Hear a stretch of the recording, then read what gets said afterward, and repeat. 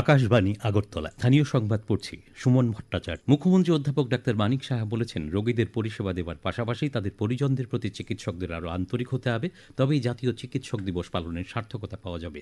গতকাল আগরতলার বিদুরকর্তা চৌমুহনী এলাকায় ফণীভূষণ দাস স্মৃতি হেলথ কাউন্সিল ভবনের উদ্বোধন করে কথা বলেন তিনি। জাতীয় চিকিৎসক দিবস উপলক্ষে গতকাল আগরতলার প্রজ্ঞা ভবনে আয়োজিত অনুষ্ঠানেও মুখ্যমন্ত্রী বক্তব্য রাখেন। ডক্টর বিধানচন্দ্র রায়ের প্রতি শ্রদ্ধা জানিয়ে মুখ্যমন্ত্রী বলেন, মানুষের প্রতি দায়বদ্ধতা আস্থা অর্জনের নিদর্শন রেখে গেছেন তিনি।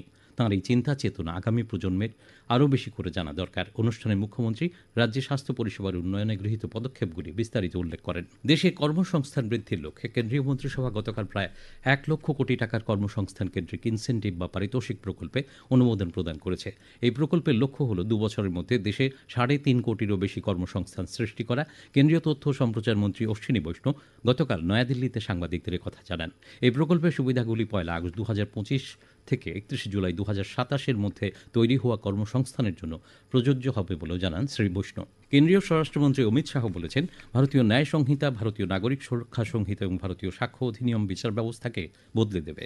নতুন ফৌজদারি আইনের বর্ষপূর্তি উপলক্ষে গতকাল নয়াদিল্লিতে আয়োজিত এক অনুষ্ঠানে শ্রী শাহ এই কথা বলেন। তিনি বলেন যে প্রধানমন্ত্রীর নেতৃত্বে সামাজিক, অর্থনৈতিক এবং রাজনৈতিক ন্যায় বিচারের উপর ভিত্তি করে শাসনের একটি স্বর্ণযুগ শুরু হতে চলেছে।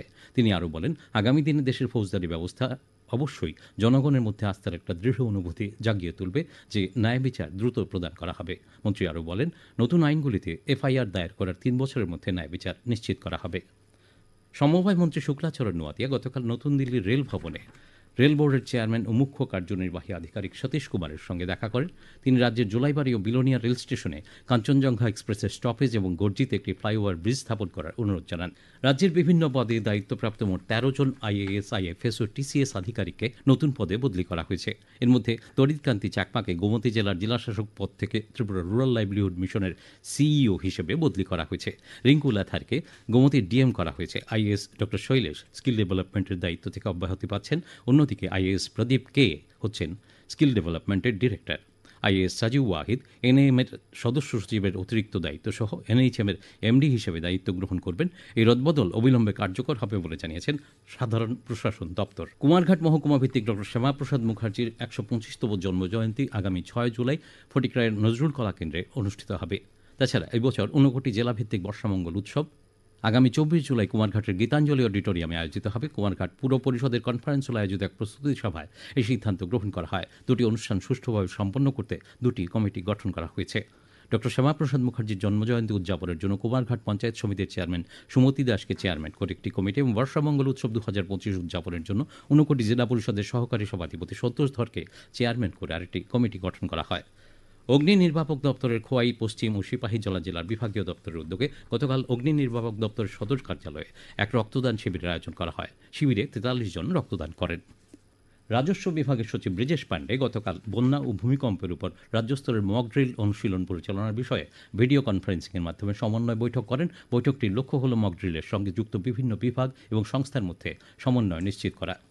আজ বিশ্ব ক্রীড়া সাংবাদিক দিবস। রাজ্যেও এই দিনটি যথাযোগ্য মর্যাদায় পালনের উদ্যোগ নেওয়া হয়েছে। আজ মূল অনুষ্ঠানটি হবে আগরতলা প্রেস ক্লাবে। ত্রিপুরা স্পোর্টস জার্নালিস্ট ক্লাবের উদ্যোগে এবং রাজ্য সরকারের তথ্য ও সংস্কৃতি দপ্তরের সহায়তায় বিশ্ব ক্রীড়া সাংবাদিক দিবসে প্রথমবারের মতো ক্রীড়া সাংবাদিক বিষয়ক এক কর্মশালা অনুষ্ঠিত হবে। দুপুর 1টায় মুখ্যমন্ত্রী অধ্যাপক ডাক্তার মানিক সাহা এই কর্মশালার উদ্বোধন করবেন।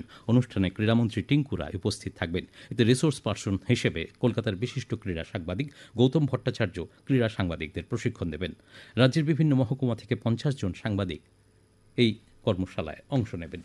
ত্রিপুরা ফুটবল অ্যাসোসিয়েশন পরিচালিত ঘরোয়া 2য় ডিভিশন লীগ ফুটবল প্রতিযোগিতার গত রাতের খেলায় বীরেন্দ্র ক্লাব জয়লাভ করেছে। উমাকান্ত মিনি স্টেডিয়ামে নৈশালকে অনুষ্ঠিত খেলায় বীরেন্দ্র ক্লাব 3-0 গোলে স্কাইলার ক্লাবকে পরাজিত করেছে। আবহাওয়ার খবর, আজ আকাশ সাধারণত মেঘাচ্ছন্ন থাকবে। বজ্রবিদ্যুৎ সহ 2-1 পশলা হালকা থেকে মাঝারি বৃষ্টিপাতের সম্ভাবনা রয়েছে। দিনের সর্বোচ্চ তাপমাত্রা 34 ডিগ্রি সেলসিয়াসের কাছাকাছি থাকতে পারে। আজ ভোরে দিনের সর্বনিম্ন তাপমাত্রা ছিল 26.6 ডিগ্রি সেলসিয়াস। সকাল 5:30 পর্যন্ত বৃষ্টিপাতের পরিমাণ 1.4 মিলিমিটার। এখনকার মতো স্থানীয় সংবাদ এখানেই শেষ হলো। পরবর্তী বাংলা স্থানীয় সংবাদ প্রচারিত হবে আজ সন্ধ্যায় 7:55।